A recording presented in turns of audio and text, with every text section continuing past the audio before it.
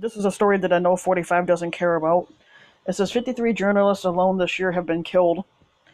The number of journalists killed worldwide in retaliation for their work nearly doubled this year, according to an annual report by the Committee to Protect Journalists. The New York-based organization found that 34 journalists were killed in retaliation for their work as of December 14th, while at least 53 were killed overall. That compares to 18 retaliation killings among the 47 deaths documented by the committee in 2017. The report issued Wednesday includes the killing of Washington Post columnist Jamal Khashoggi, a native of Saudi Arabia fiercely critical of its royal regime. His October 2nd death inside the Saudi consulate in Istanbul has led to tremors on the global political scene around allegations that Saudi Crown Prince Mohammed bin Salman was involved. Khashoggi lived in self-imposed exile in the United States and has gone to the Saudi consulate to formalize his divorce, but instead was strangled and dismembered allegedly by Saudi agents. Asked whether he believed the Crown Prince had ordered Khashoggi's murder, 45 said last month maybe he did and maybe he didn't.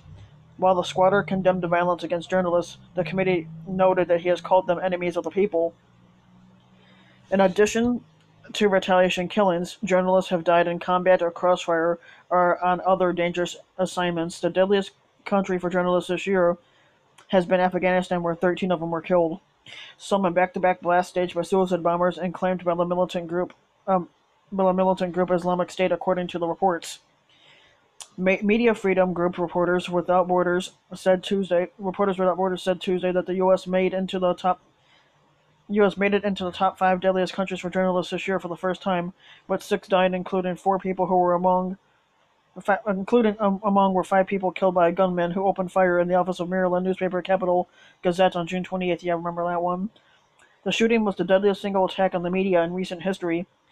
A sales associate was also killed. The man had threatened the newspaper after losing a defamation lawsuit. Another two died while covering the extreme weather, reports. In addition, the committee said the imprisonment of journalists has been on the rise.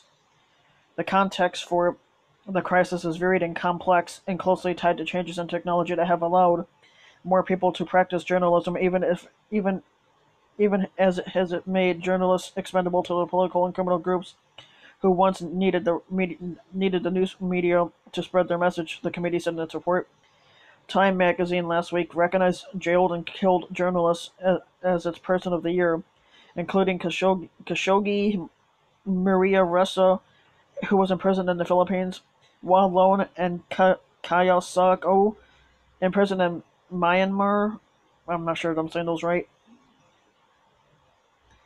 And staff at the Capital Gazette. Journalists also have died this year. In Slovakia, where 27-year-old investigative reporter Jan Kuciak was fatally shot to death while probing alleged corruption.